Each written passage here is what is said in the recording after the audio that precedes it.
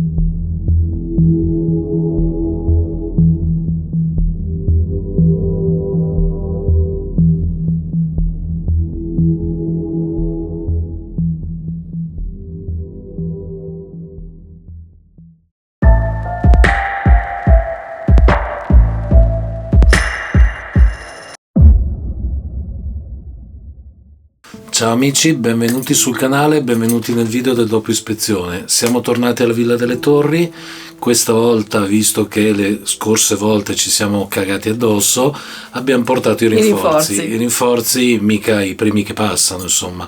I rinforzi si chiamano Scarbucks, cioè questi che vedete dietro le mie spalle, sopra la mia testa, più o meno lì. Zona testa. Più o meno lì. E niente, quindi ci siamo portati loro sia per fargli vedere questo posto che a noi ha inquietato non poco, considerate le 2 scorse ispezioni, e sia perché il piacere di volerli con noi era tantissimo e per fortuna abbiamo capito che la cosa era assolutamente ricambiata. Reciproca. Tanto è vero che poi vi mettiamo una foto alla fine, ci siamo anche andati a fare una mangiata epocale. Di, come dice Lorenz, carnazza, ecco, esatto, di carnazza, patatine, chi ne ha più ne metta, tutte cose schifose che fan male anche se gustosissime. Venendo noi è successo cosa in questa volta? Tante cose succose. A proposito di carnazza, allora abbiamo iniziato dall'esterno, ovviamente, sì, perché si arriva e ci si immerge in questo enormissimo parco, giardino, dove abbiamo ritrovato la macchina distrutta, sì, peggio dell'altra volta, parabrezza rotto, il lunotto posteriore del tutto assente, e una macchina che lì nascosta dà quel tocco di inquietante a tutta la villa, sì, tutta la villa, perché veramente è buia, è oscura, chissà da dove, sicuramente di dubbia provenienza, perché rubata, manca la targa, manca tutto, esatto, e la prima tappa dovuta è stata quella. Premetto, non avevo il Tascam semplicemente perché i ragazzi avevano il loro registratore, quindi sì, rimandiamo a loro, al loro video, per eventuali riscontri che loro hanno ottenuto. Poi i rumori che abbiamo sentito praticamente già dall'inizio mentre facevamo la perlustrazione esterna. Sì, un rumore ferroso. Sì. E poi siamo rientrati in villa dopo appunto aver fatto visita a tutte queste casupole che nella seconda volta siamo andati a visitare io e Lara.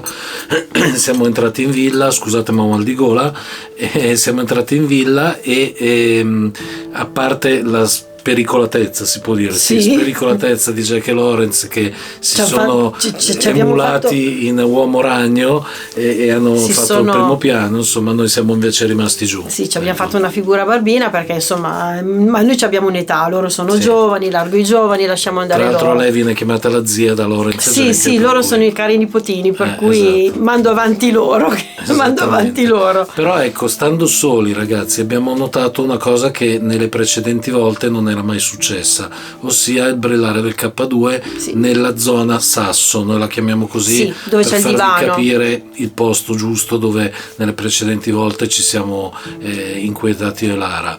Lì il K2 ha dato risposte, oserei quasi dire a comando, sì, ha dato risposte, così come ha dato risposte nell'ultima parte dell'indagine, quando siamo andati in cucina, e sempre risposte collegate al discorso della casa, della struttura. Sì, dovete sapere che Lorenz è un geometra, e per cui ha notato subito, cosa che avevamo peraltro fatto noi ma senza darci troppo peso, che quella casa è priva di sotterranei. E di cantine, per cui per quanto bella possa essere insomma la struttura stessa, però sta praticamente cadendo su se stessa, viste le crepe che ci sono ovunque, perché non ha, ripetiamo, un fondamento, non ha le basi, c'è il pavimento dell'androne d'entrata che si sta sollevando, cioè fa veramente impressione vederlo così. Esattamente. E la presenza, o meglio l'assenza delle cantine, dei sotterranei, che di solito in ville di questo tipo ci sono sempre,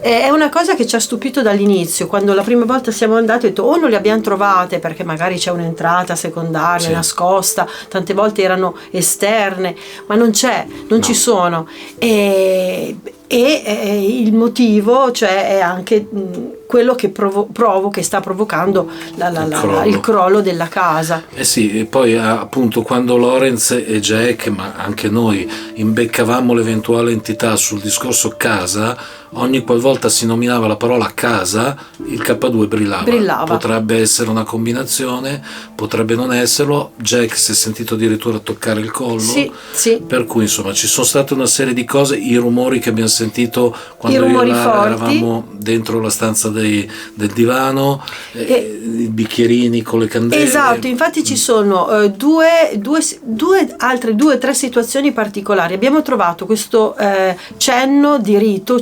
o rimasuglio di rito, questo bicchierino pulito con dentro un pochino di sabbia, o è calcinaccio che è sceso, o è stato messo per qualche motivo, candele e il mazzetto di salvia bianca appena bruciato. Segno evidente di qualche rito, di che tipo non si sa, io non me ne intendo, noi non ce ne intendiamo di queste cose, per cui non avanziamo nessuna ipotesi, però di sicuro quel mazzetto di salvia bianca legato, come capita di vedere, dimostra questo. Io nel video dico è da poco passato Halloween, quindi vai a sapere che magari qualcuno in quel periodo ha fatto qualcosa, perché il posto è isolato, è diciamo tranquillo, e quindi hanno potuto fare comodamente le loro cose. Però i segnali questa volta c'erano tutti. Siamo felici che qualcuno abbia potuto assistere a ciò che noi in passato ci è capitato di assistere, appunto. Quindi in questo caso c'era Jack e Lorenz, e doveva esserci anche la nostra Franci, ma non è potuta alla fine venire per una serie di impegni lavorativi eccetera, per cui pazienza, insomma. Altre due cose che sono successe: la goccia che io ho sentito in un primo momento, ho visto cadere qualcosa e ho sentito la goccia, e che Lorenz ha sentito alla fine. Stranissimo, perché lì il soffitto era del tutto asciutto, non c'erano segnali di umidità né di pioggia, nonostante piovesse, non c'era pioggia che veniva dall'alto e che filtrasse dal soffitto, per cui questa è stata una cosa veramente curiosa. E curiosa è stata l'ombra. È vero. L'ombra che Corrado ha visto mentre eravamo da soli, dietro di noi. Dietro di noi, dietro di me, ha visto quest'ombra passare, e quando i ragazzi sono scesi dal piano di sopra hanno detto, noi gli abbiamo detto abbiamo visto un'ombra, anche noi abbiamo visto un'ombra nel sottoscala, pensavamo fosse Lara. Addirittura Jack era quasi sicuro che fossi io, ed è stata una coincidenza ne basta veramente... già una, quindi è inutile duellare anche noi. Ma scusa, che se non c'ero io non andavate in giro in tutto quel po' di parco. E insomma anche stavolta, e poi ecco il pianoforte, cioè abbiamo sentito Lorenz, ha sentito come se spostasse il pianoforte, è vero, alla fine pianoforte o mobile molto pesante. Sì, quel rumore che in un primo tempo siamo rimasti in silenzio, pensavamo un aereo, però mancava la scia del rumore, la coda del rumore. Mancava la coda dell'aereo, cioè del rumore dell'aereo.